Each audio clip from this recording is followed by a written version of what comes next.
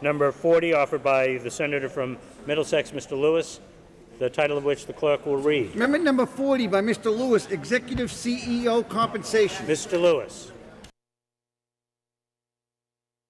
Good afternoon to you and to the members. I'd like to start by thanking and recognizing the senator from Lowell and our colleagues who put a tremendous amount of time and effort into drafting the bill before us today, which I think is an excellent piece of legislation. The funding for the MassWorks program, brownfields, the increase in the Earned Income Tax Credit, and many other provisions I think will help our constituents and our communities and strengthen the Massachusetts economy. I rise today to speak in support of Amendment number 40. And what this amendment would do, it says that if the compensation paid to the CEO of a company is more than 100 times the compensation of the median worker at that same company, then that business would not be eligible to receive and to benefit from tax credits that are offered by the Commonwealth of Massachusetts. What this amendment seeks to address is the profound inequality and unfairness in our economy today, which not only hurts many of our constituents, but it also harms the basic health of our economy and our ability to create new jobs. Let me put this amendment in a little bit of perspective for you. In the 1950s, a typical CEO earned around... Do you want to put that over here so that you don't have to... Let's see. Senator Jalen, for what purpose does the lady rise? I'm having difficulty hearing the gentleman. Okay, now that the chamber has come to a quiet state, hopefully it will remain so that the gentleman from Middlesex, Mr. Lewis, can continue his comments and be heard. Thank you, Mr. President, and I thank very much the senator from Somerville. Thank you. Back in the 1950s, a typical chief executive, CEO, earned around $400,000 in today's dollars. So adjusted for inflation, the average CEO earned approximately $400,000. That was about 11 times more than the average compensation earned by the employees of our companies. So a ratio of 11. The top earning CEO in the United States at that time, in the 1950s, was Charles Wilson, who led General Motors, went on to serve actually later in the cabinet of President Eisenhower, and he made almost $6 million in today's dollars. So that was the absolute high end back in the 1950s. And again, the average, $400,000 in today's dollars.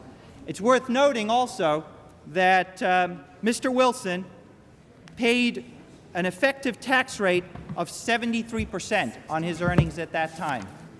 So his earnings were $586,000 in the dollars of that time, and he paid more than $430,000 in taxes.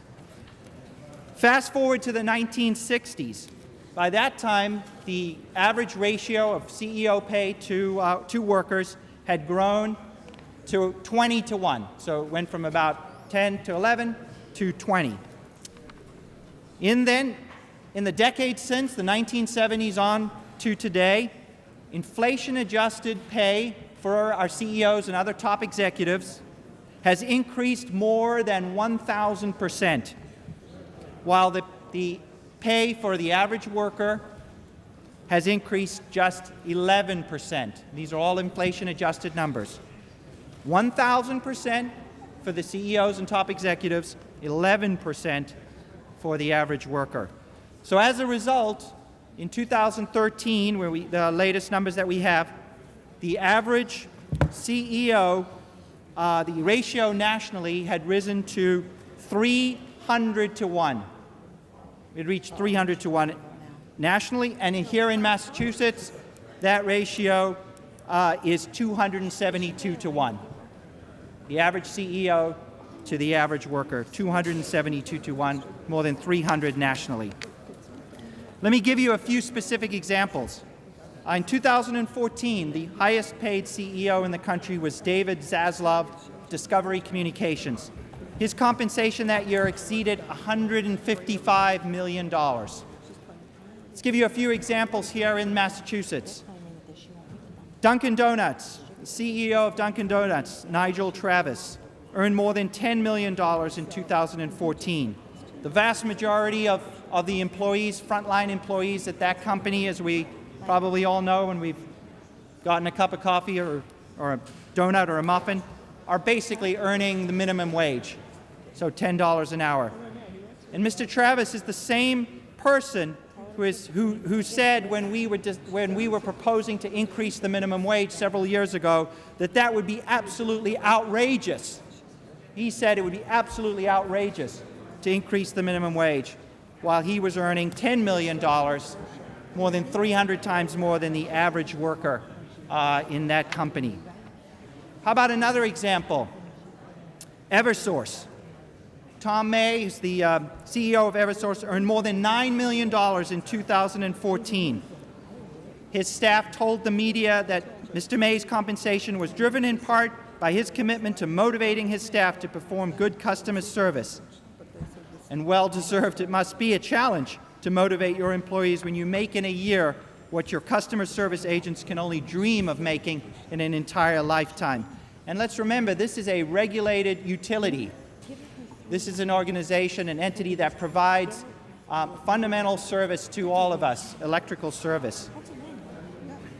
Another CEO, Stephen Kaufer of TripAdvisor, earned more than $30 million in compensation in 2014, and more, in that case, more than 1,000 times the salary of his average employee. The CEO of Staples, another Massachusetts business, Ronald Sargent, $12.7 million. 472 times what his average employees at Staples made in that year. I don't begrudge these chief executives or senior executives at any of these companies making a good living. Before I served in the legislature, I worked for a number of companies. I made a good living, and the CEOs of those companies and other senior executives made a good living. But we have gotten to the point today where these amounts of money are obscene. And it's not just unfair to the workers in those companies, but it is leading to an unfair and a broken economic system in our state and in our country. Back in 1864, in a letter, none other than Abraham Lincoln worried at that time, more than 150 years ago, that our nation might be destroyed as wealth became super concentrated in the hands of the few. President Lincoln said, "I see in the near future a crisis approaching that unnerves me and causes me to tremble for the safety of my country. Corporations have been enthroned, and an era of corruption in high places will follow, and the money power of the country will endeavor to prolong its reign by working upon the prejudices of the people until all wealth is aggregated in a few hands and the republic is destroyed." Abraham Lincoln, 1864. Fast forward to the present. As we are, I'm sure, are aware, the country of Great Britain has a new Prime Minister. I want to offer our congratulations and well wishes to Theresa May. Just 3 days ago, the new Prime Minister of Great Britain was quoted as saying, "We need to make sure our economy works for everyone, because it is apparent to anybody who is in touch with the real world that people do not feel it works that way at all.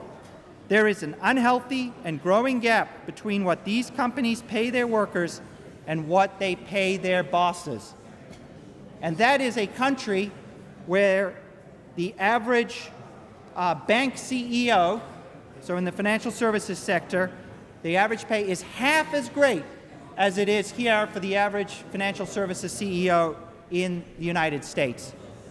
So even in that country, where it's half as great as we have here, their new prime minister is very concerned about this growing gap.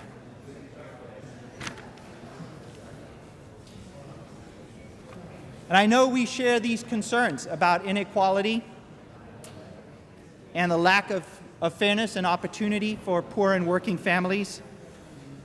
Here in Massachusetts, we are the third worst state when it comes to inequality. When we look at the proportion of wealth accruing to the very top versus what is being earned by the middle class and the poor, we are the third worst. And the city of Boston, where we sit today, is currently ranked as the most unequal in the entire country. So this is not a problem that is elsewhere in the United States or in other countries. This is a problem that we have right here at home.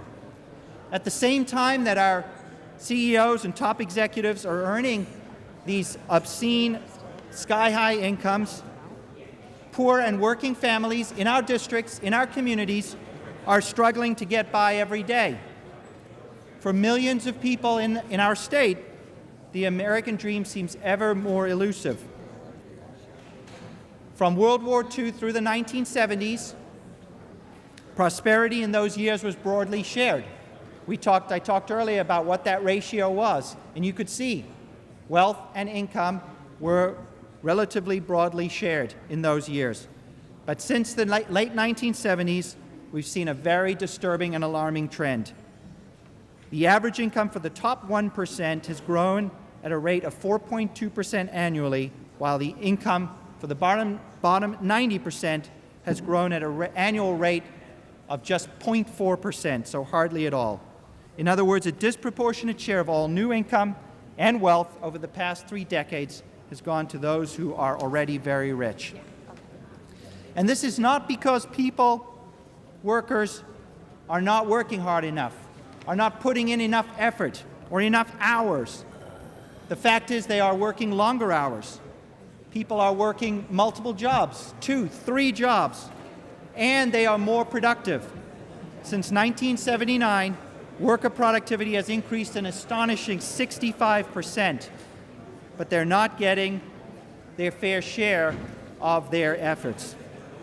Mr. President, the last time that we had the levels of inequality between what our CEOs and top executives are making and our average workers, between the 1% and everybody else, was when we were about to enter the Great Depression in the 1920s. We know what happened when we did enter the Great Depression in the 1930s. The next time we got close to those levels of inequality was when the bottom fell out of our economy in the 2008 Great Recession. And once again, we have rebounded from that Great Recession, and we are climbing again to those levels of inequality in pay, in income, and in wealth.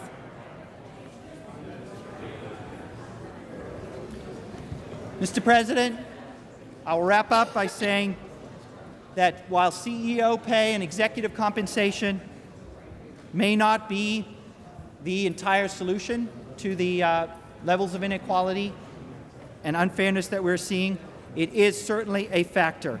It is a factor in our broken economic system. I understand that this amendment that I've offered today, which would link CEO pay to a company's eligibility to receive tax credits, I recognize it's a fairly blunt instrument, and perhaps this bill today may not be the right place to adopt this policy. But I would hope that together we will continue to work hard on strategies that would address excessive CEO pay and the disparity in pay, in income, and in wealth that we're seeing between those at the very top and those in the middle and the bottom. Mr. President, I hope this amendment is adopted. Thank you.